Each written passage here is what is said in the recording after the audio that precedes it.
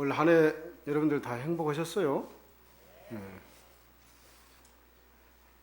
아마 대답은 그렇게 하지만 대답 속에는 여러 가지 부침이 아마 녹아 있을 것 같습니다.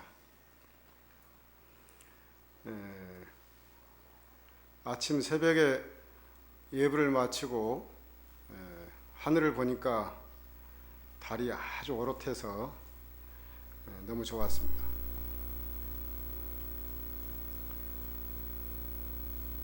티 없이 맑은 하늘 속에 달이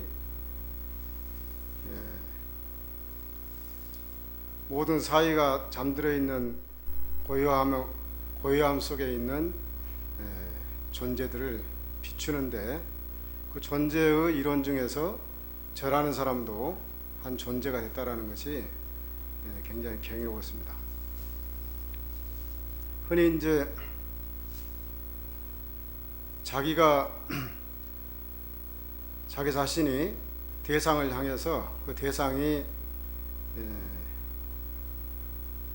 경이롭고 아름답게 비칠 때, 대상과 나의 어떤 공간 속에서 여백이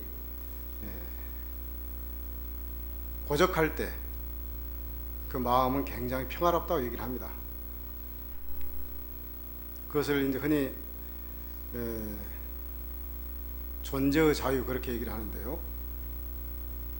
여러분들이 아마 오늘 이 집회를 참여하기 위해서 가깝거나 멀거나 이렇게 다 오셨으리라고 하는데, 그 마음을 가졌을 때, 부처님을 향하는 그 마음을 가졌을 때, 여러분들과 부처님과 그 어떤 간격, 그 속에서 여러분들 마음에 울림을 주는 아주 잔잔함, 고요함, 그게 맑고 고요할수록 여러분들은 평화롭고 행복할 겁니다. 우리가 이제 행복이라는 가치를 여러 부류에 두겠지만은, 특히나 본원적인 근원으로 돌아가는 마음의 향함, 그 향함이 지극하고 정성스럽고 오롯하게 되면은, 거기서 오는 어떤 마음의 아주 깔아앉은 어떤 가볍고 고요하고 평화로움, 이 부분이 자기의 행복을 멀리 여울 쳐 갑니다. 사실은 낙엽 귀근 연엽 기수란 말이 있습니다. 모든 존재가 자기의 몸뚱아리 속에서 생명의 씨앗이 여러 가지 갈래로 드러나는데, 드러남 자체가 꽃이 되기도 하고 이파리가 되기도 합니다. 근데 그 인연의 상태가 다 되면은, 시절 인연이 다 되게 되면은, 그건 꽃이 됐든 이파리가 됐든 사멸되지 않습니까? 사멸되면은 본래 자기를 낳아주었던 근원자리인 뿌리로 돌아가는 겁니다. 그래서 낙엽 귀수라고 합니다. 낙엽 귀근, 떨어질 낙자, 이파리 엽자, 돌아갈 기자, 뿌리 근자, 본래 자리로 돌아가는 겁니다. 우리가 오늘 을미년 한 해를 맞이해서, 아까 제가 행복하시냐라고 이렇게 여러분들한테 물음을 던졌는데, 다들 자신 있게 행복합니다 라고 얘기하셔서 역시 조계사 신도님들은 다르구나라는 느낌이 들었는데요. 어쨌든 우리가 본래의 자리로 돌아가는 겁니다. 한 해를 우리가 마감을 4일 앞두고 자기를 회상을 했을 때, 처음 을미년 첫날이 시작됐던 그 의미 있고 경이로웠던 그 첫마음, 그 마음에 돌이켰을 때 내가 제대로 살았는지, 한 해를 돌아봤을 때 후회는 없는지, 참여할 대상은 없는지, 마음을 너무 격하게 쓰지는 않았는지, 또 아까 제가 처음 서두에 말씀드렸지만은 우리의 가장 본원자리인 부처님, 우리가 부처님께 예를 올리는 것은 본래적인 자기한테 돌아가는 겁니다. 사실은 부처님은 본래적인 자기입니다. 자기의 오롯하고 청량한, 청정한, 아무것도 경계의 존재가 존재하지 않는 그런 대상이 부처님이잖아요. 우리가 돌아갈 자리가 바로 부처님의 세계잖아요. 나와 부처님의 간격 속에서 정말 경이롭고 아름다웠는지, 이게 우리의 평화롭고 행복한 내용의 가치라고 생각합니다. 그러니까 낙엽기군이라고 표현했을 때는 흔히 문학가들이 평생을 수행을 잘한 스님이 세연이 다 돼서 본래 자리로 돌아가는, 눈빛이 땅에 떨어질 때 그 시절로 돌아가는, 그렇지만은 어떻게 표현하기 어려울 정도로 고매하고 아름다운 그런 모습을 수행승한테 비교를 합니다. 낙엽기군을. 또 연엽기수라는 것은 연꽃잎이 떨어져서 본래 자기를 만들어졌던 무르 세계로 돌아간다. 물로 돌아간다. 연꽃이 물에 피지 않습니까? 진흙밭 물에 피지 않습니까? 그래서 천년의 연꽃 이파리 하나가 천년의 기운은, 천년 동안 기운을 품고 있다. 그렇게 표현합니다. 근데 본래 이 말은 전등록에 나오는 얘기예요. 전등록에 육조 해능 스님께서 입적하실 적에 여러 제자들이, 대중들이 물음에 육조 스님께서 답한 내용입니다. 낙엽귀근은 내시무일이다. 흔히 우리는 우리 자신이 결국은 인간이 돌아가게 되면 본래 자리인 신체적인 것은 지수화풍이라고 하고, 본래 자기 어떤 에고에 의한 까르마에 의해서는 새로운 어떤 몸을 받지 않습니까? 자기가 지어놓은 뿌리에 의해서 몸을 받아요. 그렇게 표현하는데 육조 스님께서는 그렇게 말씀하지 않아요. 이파리가 떨어져서 뿌리로 돌아갔는데 다시 돌아와야 할 거 아니에요? 그런데 내가 돌아오는 것은 기약이 없다 그랬어요. 내시 무일이다. 다시 올 날은 기약할 수 없다.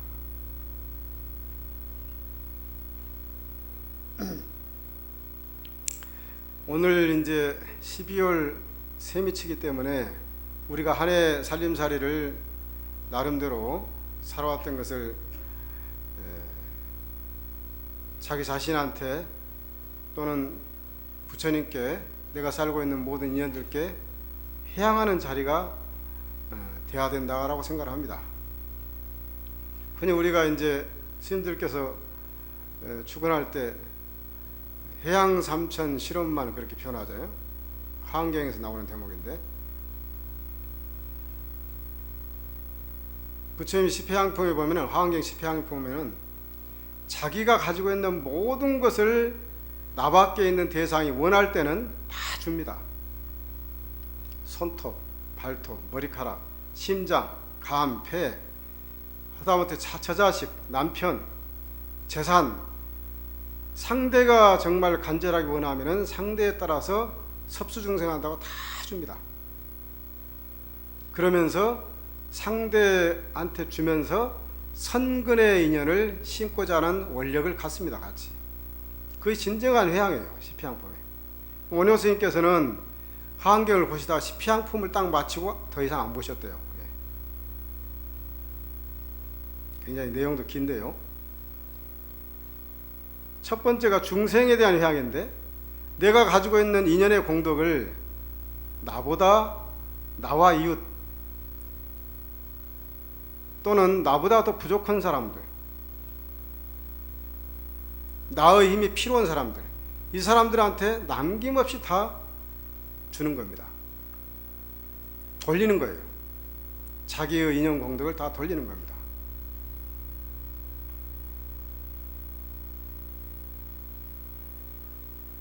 이것은 이제 자비심이 전제돼야 가능하거든요.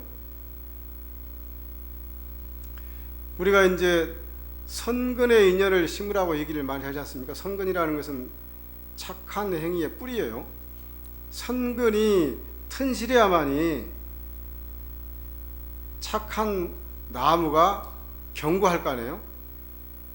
그 틱낙한 스님은 그 착한 나무에 끝없이 맑은 물을 주라고 그러잖아요. 맑은 물을. 우리가 마음밭에, 마음이라는 밭에 씨앗을 심는데 그 씨앗은 착한 씨앗도 심을 수도 있고 악한 씨앗도 심을 수도 있고 여러 가지 씨앗을 심을 수 있죠. 그 중에 착한 씨앗을 심는 노력을 게으르지 마라. 그리고 착한 씨앗을 심었다 하면은 그 씨앗이 잘 자라도록 깨끗한 물을 계속 부어줘야 된다. 풍화가 됐던 뭐 가물거나 또는 어떤 태풍이 불어왔던 이런 어떤 여러 가지 어떤 자연현상이라 할지 이런 현상들 속에서 그 나무가 무럭무럭 자랄 수 있도록 선근에 씨앗이 자랄 수 있도록 물을 주라는 겁니다. 그 대신 거기에 마음밭에 악의 뿌리인 독초가 있다 한다면은 독초 뿌리를 우리가 뽑아내야 하잖아요. 그냥 위에 베는 게 아니라 뿌리채 뽑아내야 하잖아요. 뿌리채 뽑아내려면은 큰 용기가 필요해요. 여러분들 솔개 잘 아시잖아요. 솔개가 수명이 얼마나 된 줄 아십니까? 솔개가 보통 한 40년에서 50년 삽니다. 보통. 근데 이 솔개가 한 40년 남짓 살고 나서는 산 꼭대기에 올라가요.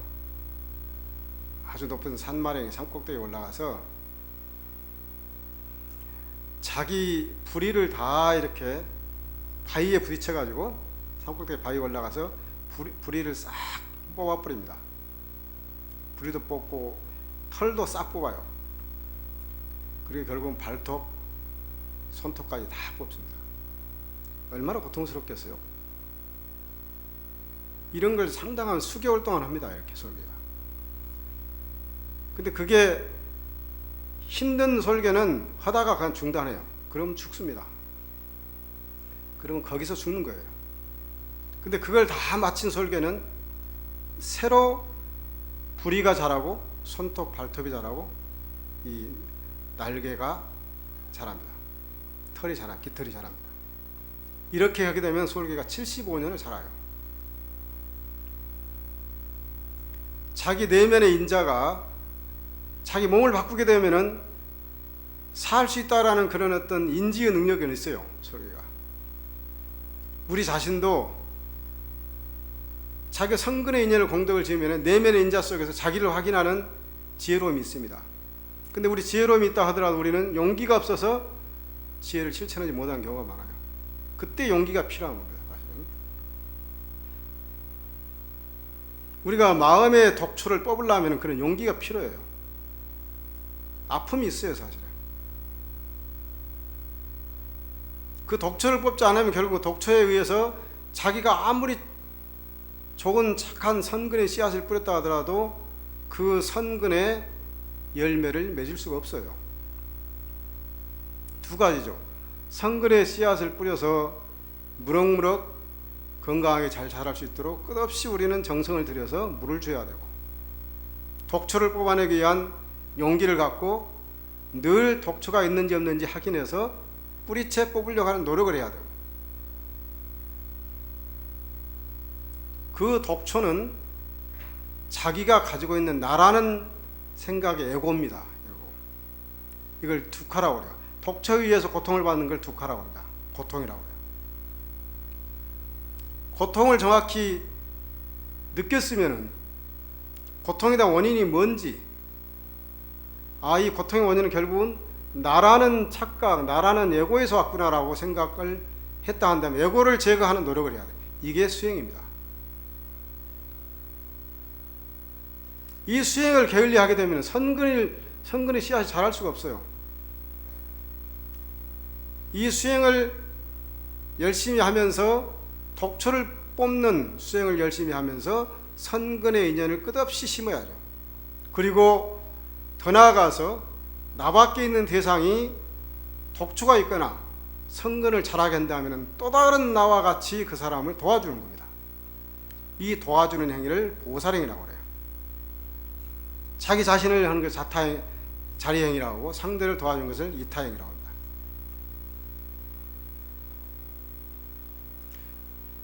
인간이 자기가 가지고 있는 두카의 고통에 대한 근원적인 원인, 거기서 형성되는 게 바로 에고다 라고 했을 때 근본적인 에고를 보면서 본래적인 자기를 확인하는 것, 그 확인하기 위해서 노력하는 것, 이 인간의 모습이 가장 아름다운 거예요. 사실은 수행자의 모습이 그래서 아름다운 겁니다. 여러분들이 아침에 일어나서 108배를 하든 부처님을 위해서 강경을 하든 주력을 하든 명상을 하든 여러분들의 에고를, 나의 어떤 두카의 원인인 에고를 보면서 에고를 사멸시키기 위해서 노력하는 것, 그 모습이 옆에 사람이 봐도 굉장히 아름다운 겁니다. 근데 더더군다나 그 자신이 상대의 에고를 제거하기 위해서 헌신하고 희생해 주는 것, 얼마나 아름답겠어요. 그러면 훨씬 더 아름답죠. 자기 자신이 자기 에고를 사멸시키는 그런 어떤 수행에 더 나아가서 상대의 고통을 함께 나누어주고 상대의 독초를 빼주려고 하는 노력, 얼마나 아름답겠어요. 우리는 살아가는데 몇 가지 거울이 있어요. 자기를 바라보는 외형적인 거울이 있습니다. 보살님들 아침에 나올 때 다 화장대 앞에서 앉아서 이렇게 머리도 만지고 그러셨죠. 아마 얼굴에도 분도 좀 바르시고 이 외형적인 거울을 통해서 자기를 보는 거예요. 이런 거울이 있어요. 이건 누구나 가지고 있습니다. 누구나. 그 거울도 깨끗해야 돼. 근데 내면적인 거울을 또 들여다보는 거울이 있어야 돼요. 이게 내면적인 거울을 들여다보면 보는 시간이 많으면 많을수록 그 사람은 격조가 있는 삶을 사는 거예요. 근데 우리 외형적인 거울만 본단 말이에요. 외형적인 거울이 자기 형상만 봅니까? 오용락, 재석식명수, 오용락으로 형성된 자꾸 그것을 포장을 해가지고 돈이 많으면 더 근사하고 건강하면 더 멋있게 보이고 늘 문화적인 욕구를 채우게 되면 뭐 퀄리티가 높은 것 같이 보이고 이렇게 착각하잖아요. 이게 외형적인 거울이에요. 뭘 많이 배우면은 아는 체를 많이 하고, 내면적인 거울은 거꾸로 그것을 외형적인 거울이 내면과 바깥이 경계가 구분이지 안 될 정도로 앙카받기 명철한 이런 내용으로 자기를 들여다보는 거울, 이 거울이 필요한 거예요. 그 거울은 정말 맑으면 맑을수록 깊이가 있는 거죠. 그 거울은. 그 거울이 뭡니까? 바로 부처님 경전이고 부처님이 말씀한 율장이고 부처님이 말씀하셨던 보살행이지 않습니까? 그런 거울이 늘 자기를 비춰봐야 돼요. 그럼 외형적인 거울은 별로 의미가 없는 거예요. 외형적인 거울은 사실은 자기 두카를 더 키우는 거나 알지, 자기 에고를 더 증장시키는 이런 식으로 가지, 오히려 내면적인 거울을 자꾸 들여다보면 볼수록 자기가 갖고 있는 고뇌, 자기의 근본적인 에고를 들여다보는 힘이랄까, 용기, 지혜, 이게 형성되는 거겠죠. 그 부처님 쌍육다 니까에 보면 자바안경을 쌍육다 니까라고 하는데, 자바안경에 보면은 이런 구절이 나옵니다. 몸이나 말이나 마음으로 행한 것, 이것이야말로 진짜 자기 것이니 떠나갈 때는 이것을 가져간다. 자기를 떠나지 않는 그림자처럼 이것은 자기를 쫓아간다. 그러므로 내생을 위한 저축으로 착한 일을 한다. 살아있는 모든 존재들이 다른 세계에 태어날 때 그들이 의지할 것은 오직 자기가 선근의 인연을 심었던 공덕분이다. 가져갈 때 아무것도 가져가지 못해요. 사실은 자기 업보를 자기가 짊어지고 가지 않습니까? 그 업보에 가볍게 하는 것은 뭐예요? 자기 에고를 바라본 정성껏 선근의 인연의 씨앗을 뿌렸던 공덕분이라는 거예요. 공덕 말고는 가져갈 게 없다는 겁니다.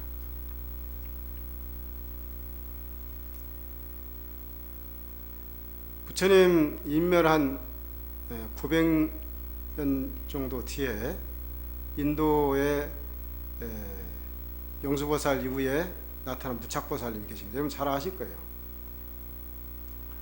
무착보살은 나란다 대학에서 공부를 열심히 하셨고, 그런 공부의 의심 속에서 미래의 세계를 주재하는 미륵보살님을 칭견하고 싶은 생각이 아주 간절했다고 해요.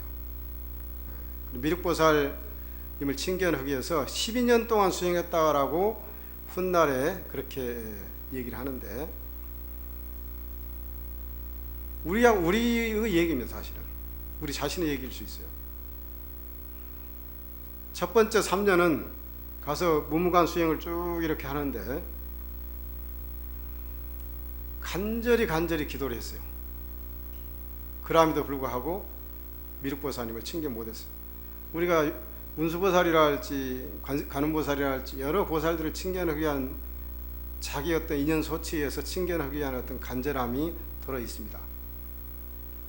그 무착보살이 기도를 무문관을 폐하고 내려오는데 어떤 노인이 할아버지가 비단으로 쇠를 이렇게 비비고 있는 거예요. 비단으로. 이게 뭘 만듭니까? 그러니까 바늘을 만나요. 바늘. 쇠를 계속 갈아가지고 바늘을 만든다는 거예요.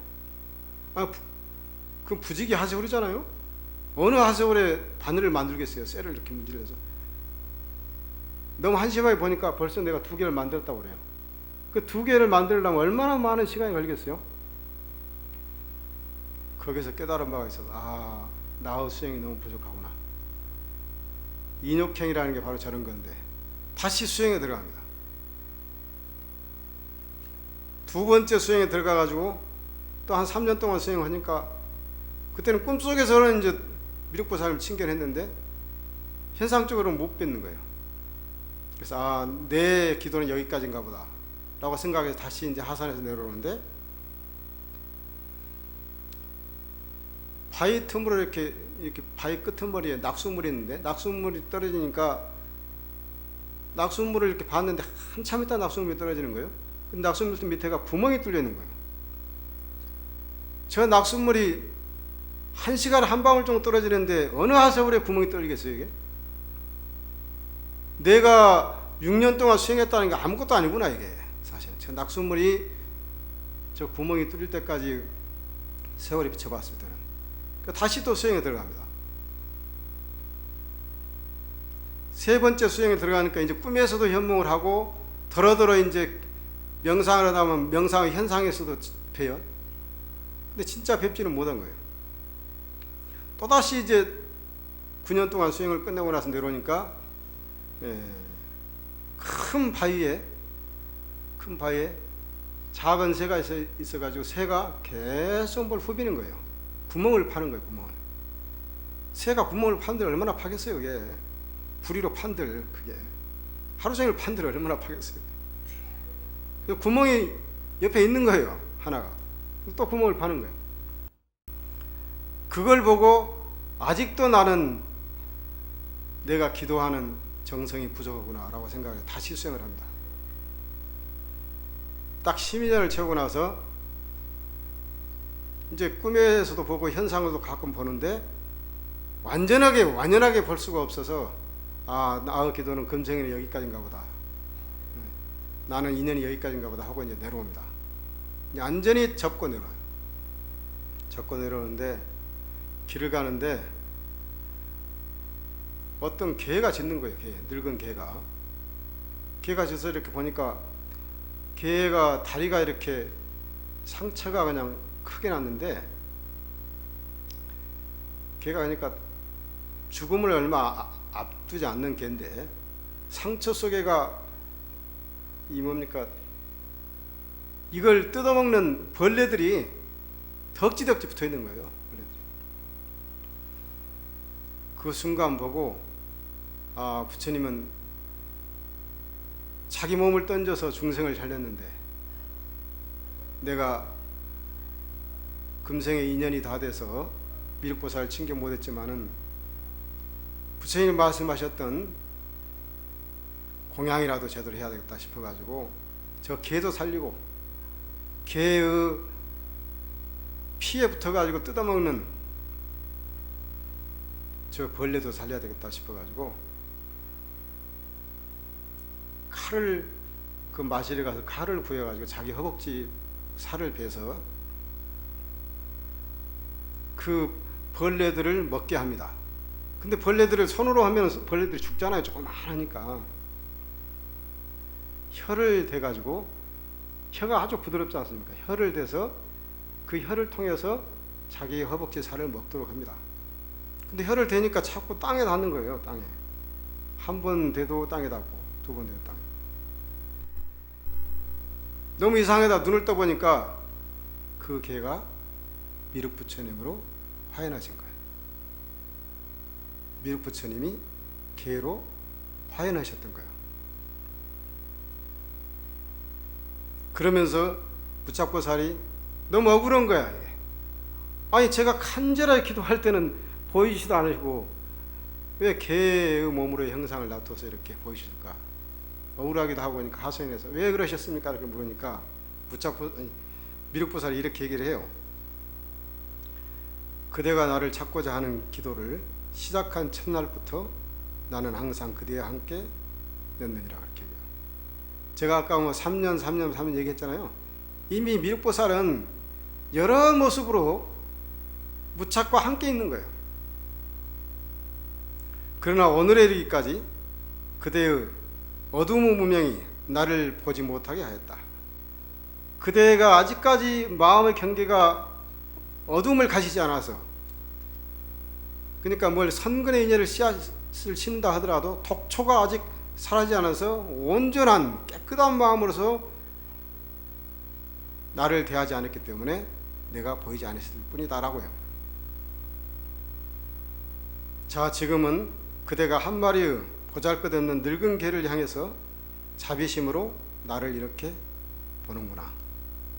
그대의 크나큰 자비심이 이렇게 나를 볼 수 있도록 어두운 운명을 다 걷어내 주었다. 그렇게 얘기를 합니다. 이것은 우리 얘기하고 똑같아요. 우리가 기도하는 순간에 이미 우리 마음 가운데 부처님이 와 있는 거예요. 사실은 우리가 그걸 못 볼 뿐이야. 늘 부처님 우리를 떠난 일이 없어. 우리 마음 가운데 있는 거예요. 우리가 부처님을 떠났으면 떠났지 절대 부처님 우리를 떠나지 않아요. 무착이 거기서 크게 느낍니다.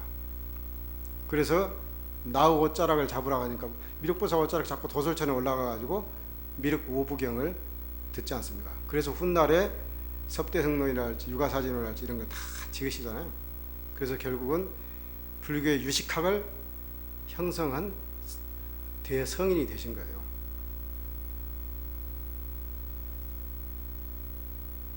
무착보살이 미륵보살님을 보게 된 연유가 뭡니까?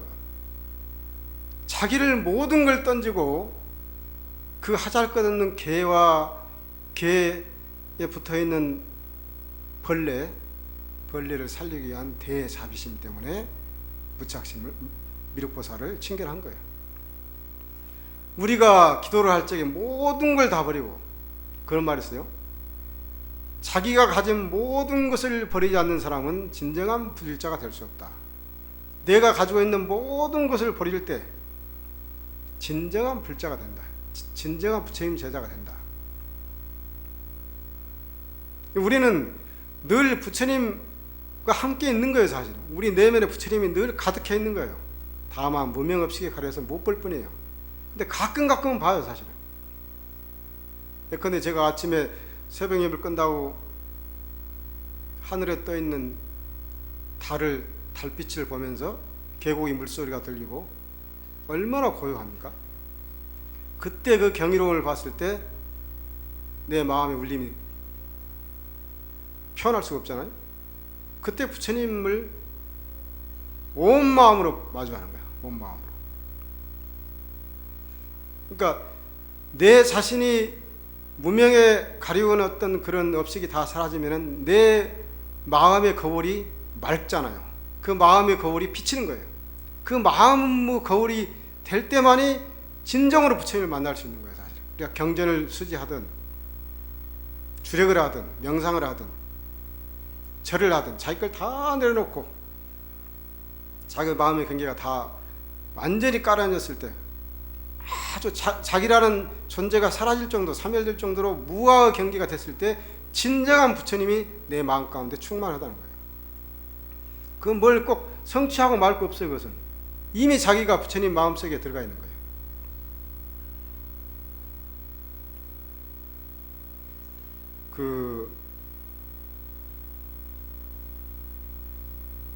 여러분 에크하르트 톨레라는 사람이 있습니다. 이 사람은 그러니까 크리슈나무리티를 대단히 존경했던 분인데 지금도 생존해 있는데 48년생이니까 이 사람은 어렸을 적에 자기 부모님이 굉장히 불화가 심해가지고 이혼을 했어요. 이혼하고 가족이 굉장히 적대적으로 살다 보니까 굉장히 고통스럽게 살았습니다. 어린 시절을 아주 힘들게 살았어요. 그래서 이제 원래는 독일 태생인데 스페인으로 갔다가 한 13살 스페인으로 갔다가 다시 또 영국으로 19살 때 갔다 영국에서 자기 아버지가 좀 개방돼서 여러 가지 학문을 하다가 결국은 이제 런던 대학을 아주 뭐 우수한 성적으로 졸업해서 결국 케임브리지에서 공부를 했던 사람인데 이 사람은 늘 그런 부처님과 비슷한 어떤 성향, 주로 이제 명상을 깊게 하신 분들은 그런 느낌을 많이 받는데 마하리시 같은 경우도 그런 느낌을 많이 받지 않습니까? 근데 제가 아침에 새벽 달을 봤을 때 그 달이 너무 경이로우면은 마하리시 같은 분들은 하루 종일 보고 있다는 거예요. 그걸 하루 종일. 그런데 누가 슬퍼가지고 아주 괴로워서 마하리시한테 나를 좀 이 괴로움에서 해결해 달라고 하면은 아무 말을 하지 않고 그냥 묵묵히 앉아 있대요. 그 사람 마음만 관해. 1시간 2시간 가면 저절로 슬픔과 고통이 깔아놓는다는 거예요. 그러면서 본래 낙엽 기운 가지고 본래의 자리로 딱 돌아가는 그런 느낌을 받는다는 겁니다. 근데 에크하르트 톨레라는 사람도 똑같은 느낌이에요. 2차 대전 이후에 폐허에 있는 건물에 들어가서 늘 그렇게 선정에 젖어 있는 그런 시간을 많이 가졌습니다. 근데 이 사람이 우울증을 많이 앓았는데 우울증을 굉장히 많이 앓아서 어느 한순간에 자기가 29살 때 자기 생일이 지난 어느 날 너무 자다가 깨가지고 우울증이 심해가지고 내가 죽어야 되겠구나, 이렇게 살아야 할 이유가 없구나, 거기서 딱 느낀 거예요. 크게 변화를 되는데 내가 살려고 하는 나라는 존재와 내가 죽으려고 하고는 나라는 존재, 이 존재가 둘인가? 이게 둘인가라는 물음을 던져요. 둘인가? 나라는 존재가 둘인가?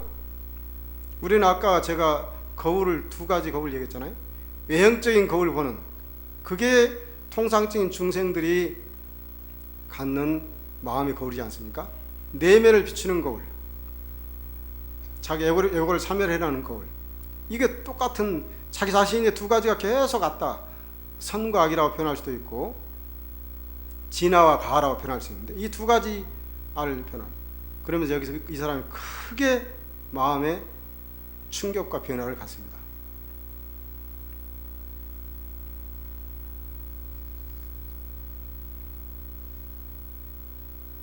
이 사람이 그렇게 해서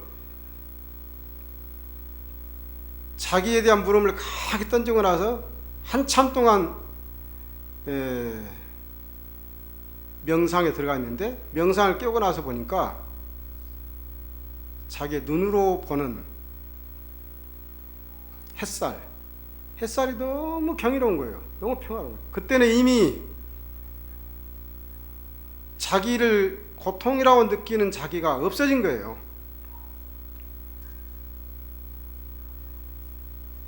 어두운 마음의 경계, 무명의 경계가 싹 깔아앉고 나서 청정하고 오롯한 자기의 모습으로 봤을 때 햇살은 너무 경이로운 거예요. 새소리가 너무 맑은 거예요. 그리고 거리를 가보니까 모든 사람들이 그렇게 맑은 거예요. 모든 사람.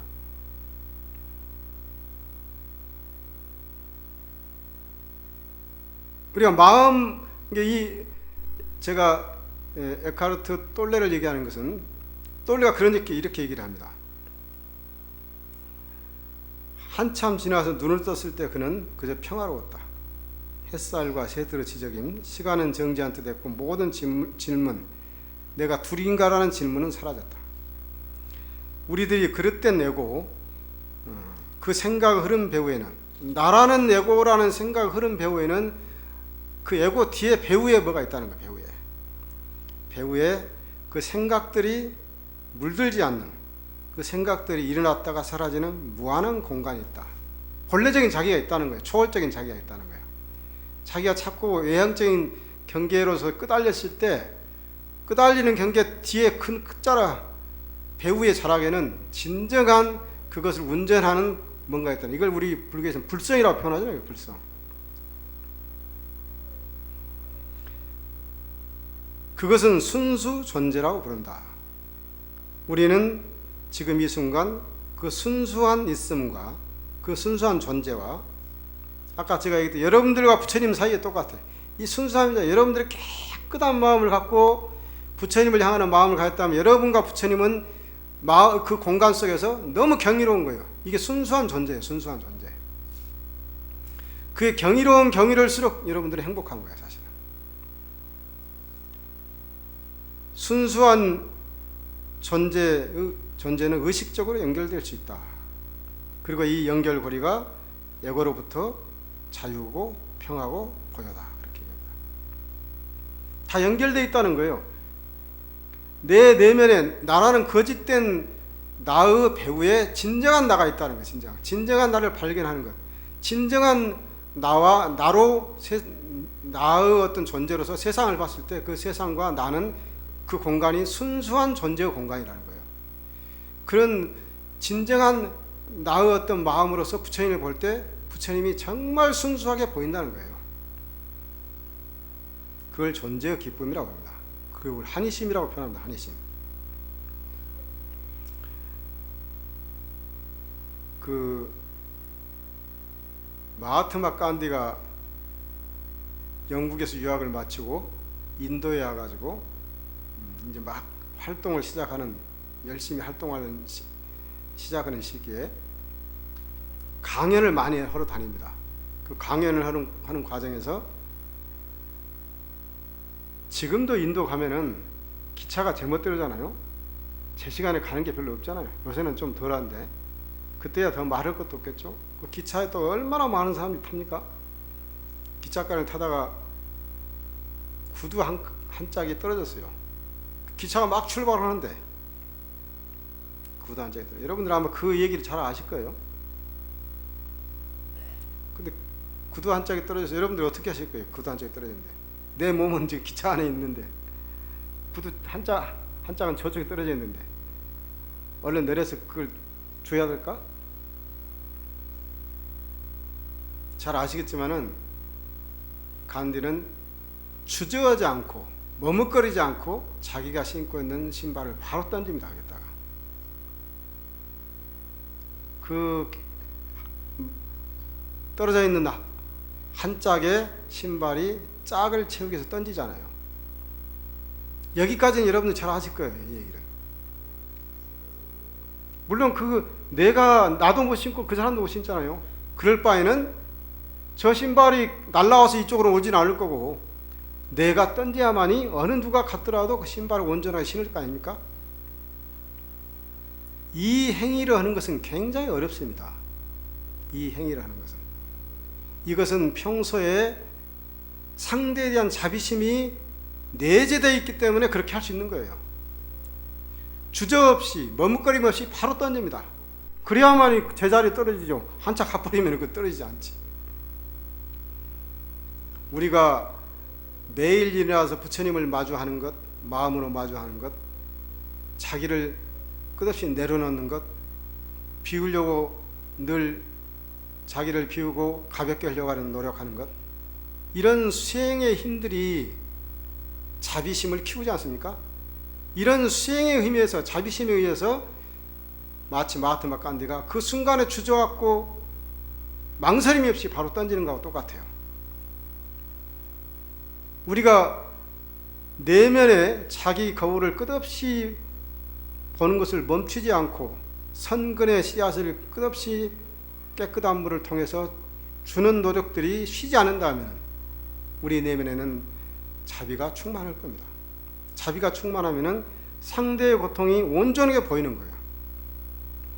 자비가 충만되지 않으면 상대가 아무리 고통 소리를, 신음소리를 낸다 하더라도, 아파한다 하더라도 들리질 않아요. 나밖에 없어. 거꾸로 됐네. 거꾸로 된 나이잖아요. 외형적인 보는 거울만 자꾸 보고 포장만 하는 그 거울만 보는 나밖에 없는 거예요. 그러면은 상대의 소리가 들리지 않아.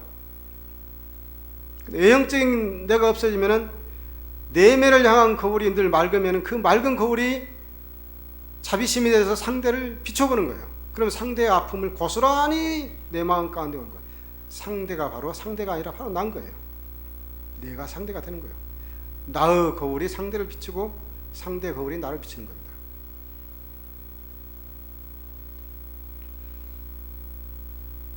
저하고 인연된 어떤 스님이 한 분 계시는데, 비구니 스님이신데, 한 22년 전에 아주 우리 종단에서 좋은 어떤 일을 하면서 만났던 대학 후배예요. 그런데 올해 제가 들었는데 굉장히 착하고 수행을 잘했던 스님인데 암 투병을 하신다는 거예요.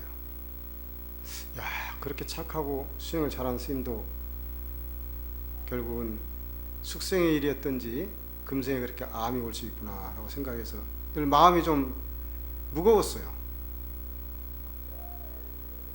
그래서 그 아는 도반 스님한테 언제 제가 한번 그 스님을 방문했으면 좋겠다라고 말씀드렸어요. 근데 그 스님이 너무 여려가지고 자기가 그렇게 병치레하는 유약한 모습을 보이지 않는다는 거예요. 도반들도 안 맞는다는 거예요. 제가 이제 그 말을 전하니까 그 스님이 문자가 왔어요. 그 스님이 지금 투병을 하시는데 몇 개월 못 사셔요. 저는 사실은 그 옛날 20년 전으로 돌아가서 그 스님을 떠올리면서 그 스님 한 번쯤 가시기 전에 그 임은 좀 해야 되겠다 이런 생각을 했던 거거든요.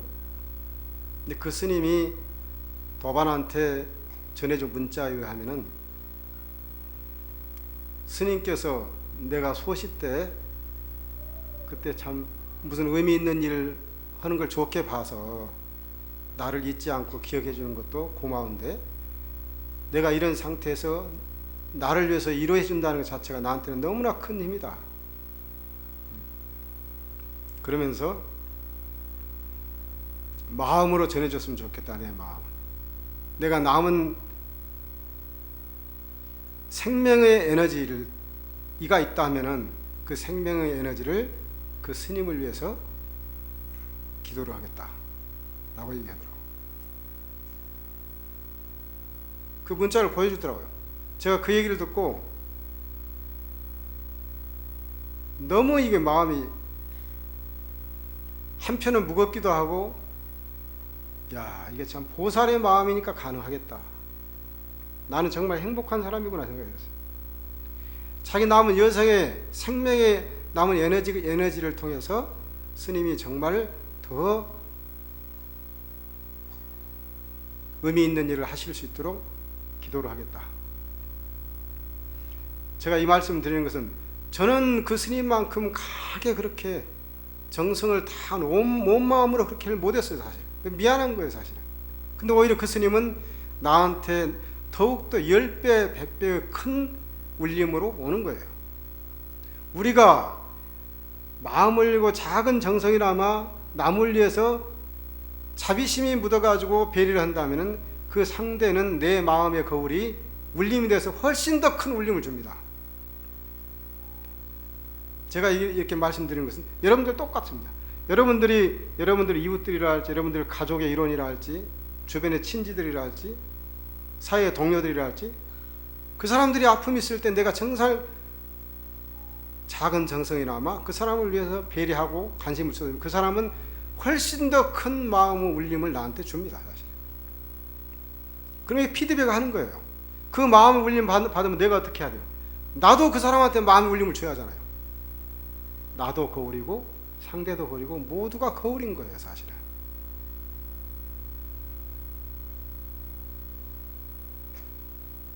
우리가 매 순간에 깨어있으라고 합니다. 매 순간에 깨어있으면 자비심이 충만하다고 그래요. 자비심이 충만하면은 아까 말씀드렸듯이 나 밖에 있는 모든 경계가 또 다른 나라는 거예요. 또 다른 나. 나의 깨끗한 마음의 거울이 상대를 비출 수 있다면 얼마나 큰 복덕이에요. 사실은. 우리가 복을 따로 지울 게 없어. 우리가 마음에 정말 청정하고 오롯하게 되면은 그 오롯한 거울이 상대한테 비치기만 해도 상대는 좋은 거예요. 우리가 지하철을 타든 시내버스를 타든 길가를 가든 아주 해맑은 어린아이가 나하고 눈이 마주쳤을 때, 그 어린아이가 나한테 미소를 줬을 때 내 마음이 얼마나 평화로워요. 그렇잖아요. 노부살님들 어린 손자 손녀들 보면은 그냥 보는 것으로 기쁘잖아요. 보는 것으로. 그 기쁨이 말할 수 없잖아요. 그 어린아이의 티없는 마음이 나를 비추는 거예요. 그럼 내 마음이 어린 마음한테 비추잖아요. 사실은. 그 어린아이 하나가 옆에 있는 모든 공간을 빛으로 장엄하는 거예요. 우리의 깨끗한 마음이 오롯이 있다면 우리 주변에 있는 공간이 나의 깨끗한 마음의 빛으로 장엄하는 거예요. 그러면 나와 대상된 경계의 존재도 또 다른 나로서 깨끗한 마음의 거울로 나를 비추는 거예요. 서로가 서로 비추는 거예요. 사실. 그런 존재가 돼야 된다고 생각합니다. 제가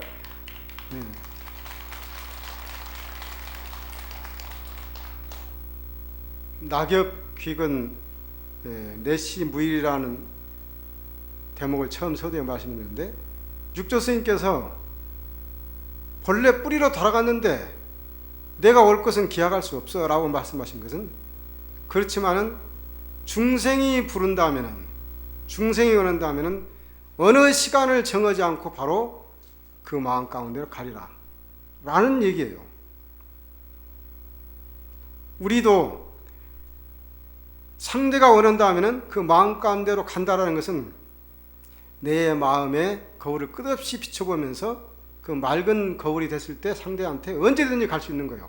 언제 뛰어나갈 수 있는 거예요. 마치 무착 스님이 늙은 개한테 자기 모든 걸 던져서 그걸 살리겠다라는 대자비심. 유마경 서품에 나오면, 불국품에 보면은 보살의 불국토는 어디인가라고 묻잖아요. 보살의 불국토는 어디인가. 우리의 불국토는 극락이라고 생각하잖아요. 근데 보살의 불국토는 중생이라는 국토가 보살의 불국토라는 거예요.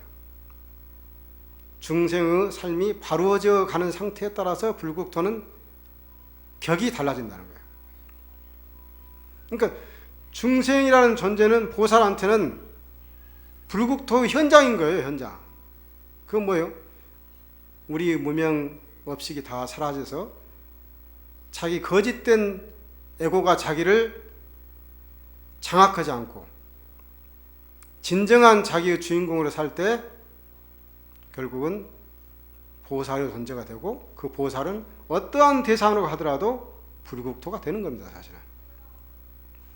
우리가 얼미년 12월을 이제 마무리하면서 자기의 어떤 존재, 예고를 한번 들여다보시고 한 해를 쭉 더듬으시고 더 나아가서 그 전년도 더듬어서 지금까지 살아왔던 것을 쭉 더듬어서 나라는 존재가 과연 누구인가라고 물었을 때 내 업의 무게가 얼마나 되는가, 이걸 헤아릴 줄 아는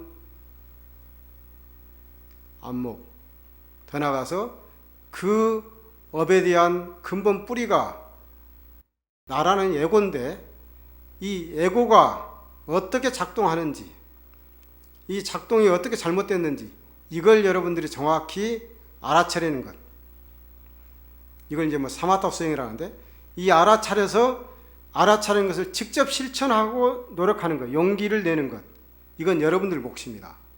여러분들이 오늘 이후부터서 그런 어떤 삶의 자세로만 살아간다면 아마 여러분들은 어떤 경계도 휘둘리지 않는 정말 대자연으로 살고 늘 평화롭고 행복한 그런 불자로 살지 않겠냐 생각합니다. 꼭 그렇게 사시기 바랍니다. 성불하십시오.